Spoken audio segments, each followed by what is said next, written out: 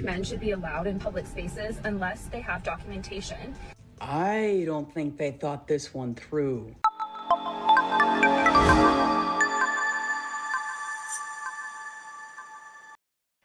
Good morning, good afternoon, and good evening, wherever you are. Welcome back to the channel. Interesting things do come across my timeline, and this one is one of those. Please, you'll forgive me. There's some knocking going on, some small construction going on around the studio, so forgive me for that. So, this woman is putting up boyfriend standards if you want to be her friend as a man. So let's listen into this idiocy and then I'll give you my commentary as usual. You're my homeboy, but you're still a man, so there are things that I expect from you even though we're not in a romantic relationship. Let's get to it. Number one, if you are in the car with me while I'm getting gas, you are pumping my gas. I don't know why that one's controversial. Pump this gas. I also expect you to put me on the correct side of the sidewalk. Do you want me to die or not? Exactly! Number three, you are the DDH, designated door holder. Why would I be opening the door? You are a man. I don't expect you to cover anything financially, and I don't expect you to carry my bags if we go shopping, although that one pains me and it took a lot of growth. I don't love to carry a bag in the store. God, that one really hurts though. I feel like there's more and I can give you more if you're really that interested.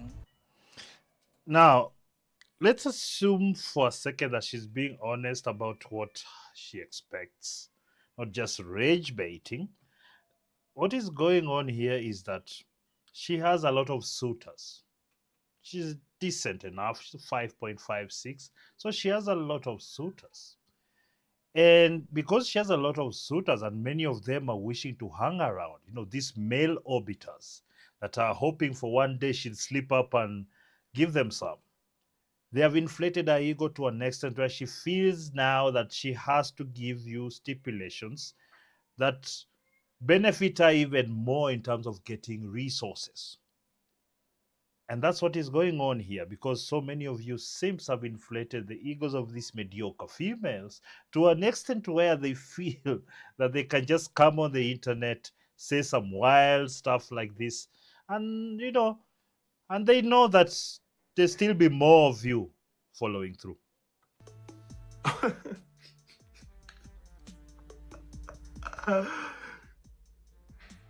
You know what the worst part is about men, right? There'll be a man who, not only will he sign up to be her friend, he'll watch this video, like, damn, I like her, she's attractive. We'll try to get with her, that will fail, and then he will become the friend who does this stuff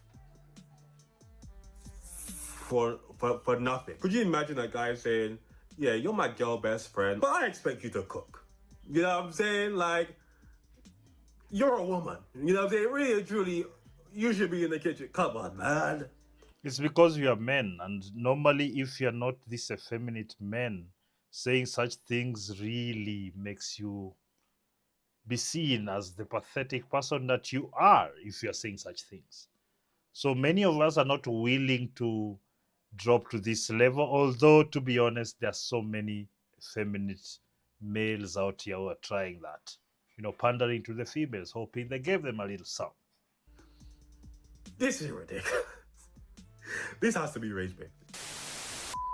Men should be allowed in public spaces unless they have documentation. I don't think they thought this one through, at all. Because first of all, who is going to be the ones keeping the men out of these public spaces, which were, wait for it, most likely built by men? Who exactly is going to be the enforcement agents in this fictional situation? In which at least 5 different women of their own free volition, not under coercion, have vetted this man. And those 5 women, who exactly is responsible for vetting them? Because in case someone needs reminding, just because someone is a woman doesn't necessarily mean that their character is beyond reproach. And have willingly given their phone numbers so that this man's references can be checked. So the question is Is all of this enforcement and vetting and checking being only done by other women? I think the world would be a much better place. And I know the world would be a much better place if some stopped judging others based off of their gender. Now, the worst thing about that particular video is that it might actually just be her honest thoughts. There has been this propaganda that has been spread for decades now about how inherently good women are. They will not do anything harmful unless, of course, a man makes her do it. And this has led to, of course, the propaganda that comes through this sentiment of toxic masculinity, of course. Now, the safer it has gotten, especially in the West, the more ridiculous the demands have become of these, especially leftist progressive women, the feminists. The more demands they're making because they do not have everything going their way. Every single thing must go their way or the world is horrible, no matter how much better it becomes. This is not about fairness or anything like that. It's about power, because they know they cannot take power by force because men are stronger and we actually know how to use violence a lot better. They're trying to manipulate and emotionally manipulate the situation to get what they want. They've done it for so long. Often it was for good things back in the day. Now is simply to usurp as much power as possible without having to work for it. They actually want you to do the work for them. So what this woman is essentially calling for is oppression, right? Men should be oppressed. Men shouldn't be allowed to go out wherever, which is fine. 2025, that's what feminism is, okay? The most useless movement in the Western world. They fight for nothing, they do nothing, they have no power. This is the thing. I will have to disagree with him there, because as we can see, a lot of these feminist movements, what they have achieved, no matter how much they get, they're always asking for more, and politicians are giving it to them. Socially, a lot of men are also giving it to them. So they do have a lot of power, although it is slowly also being lessened because a lot of men now don't want to take this nonsense anymore. This endless hatred of men while demanding that men do everything for you. I personally would not spend a moment trying to get with a feminist. Why would you want to get with a woman like this, who thinks that you're inherently dangerous to her just because you're a man? Why would you want to do that? So in essence, what she's asking you and what she's saying and what she's actually putting in place is what we want as men. These feminists to stay away from us. If any woman doesn't want to play ball with us, she doesn't get to be with us or enjoy our resources and our protection. That's what you should do, gentlemen. This is what they do. However, this is what you guys, you feminists, should take into consideration next time you have these ideas, because I believe that they also believe these things can never happen. They're just spitballing ideas. They're stupid, but they're just spitballing ideas, and it's rage bait. When you have these ideas, take into consideration that you're physically weak compared to men. Oppression is done by force. You would have to force men to do these things. Force men. Oh, men should start in prison. Women would have to force men into prison. So when you have these dumb thoughts, just think, men shouldn't be allowed to go in public without documents. But we're weaker than men. How will we do that?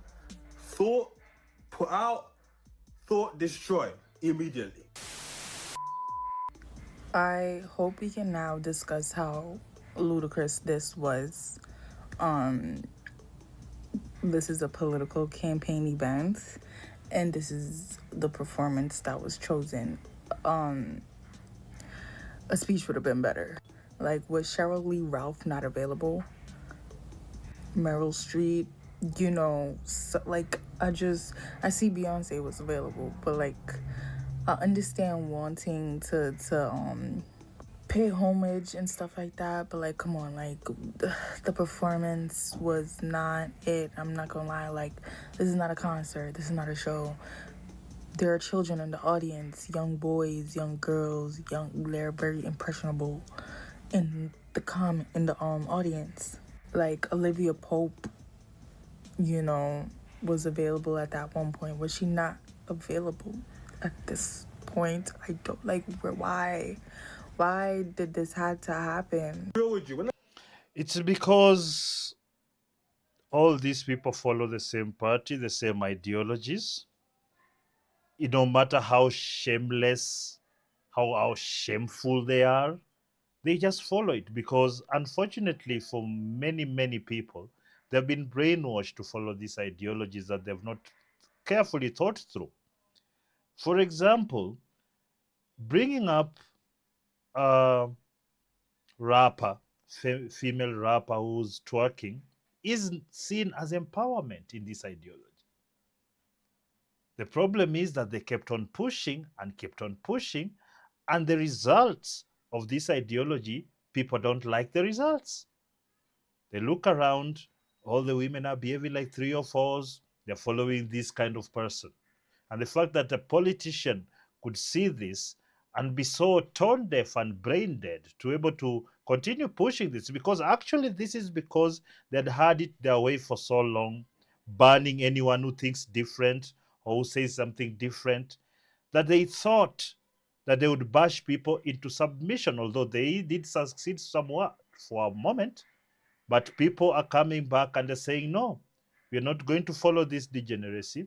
These women are not the epitome of femininity that we want. We see them as street walkers, weekend fun, and nothing else. So the more this kind of ideology surpasses this feminist identitarian ideology, the better things will become.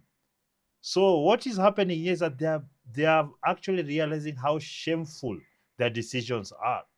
When they look at the people representing them and they look on the other side and they see the people representing them, they realize they're of a lower quality. And for that reason, they just don't want to follow through because of shame, because the results do not match all the pandering. The results keep getting worse and worse, but the ideology keeps being pushed. I see pictures of Kamala Harris and people discussing whether she's black or not. I look at her and I'm like, maybe a little bit. Right, maybe a little bit. I'm looking at the nose. That does look African. Outside of that, she ain't really got many African features. But culturally, she definitely isn't black. Okay? Because no black person is running for president. And then they're going, you know what? How do I integrate myself with black people? P, let me dissuade you from this line of thinking. There is nothing like black culture. There are so many different black people in this world who follow totally different ideologies and culture. So there's no black culture. And this is the biggest fallacy. That's why they're trying to make all of us, just because you're black, then you have to follow a certain ideology. It's that identitarian, effeminate stuff that I keep talking about. And so many men, because of this victim ideology, they like to take it up. Oh, black, I'm this.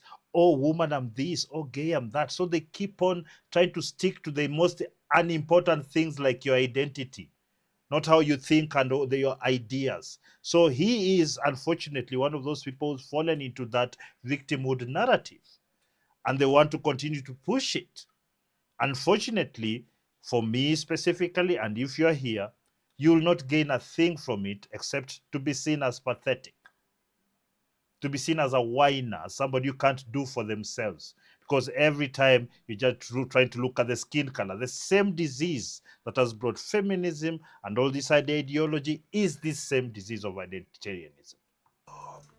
That was it. I'm gonna get Megan Thee Stallion to start twerking on the stage. That's what niggas like. No, that's what a coon would do. That's some coon shit. Actually, no, this is the culture. This is the prevalent culture in the black community in America. This is the popular culture. This is what kids follow. This is what they want to be.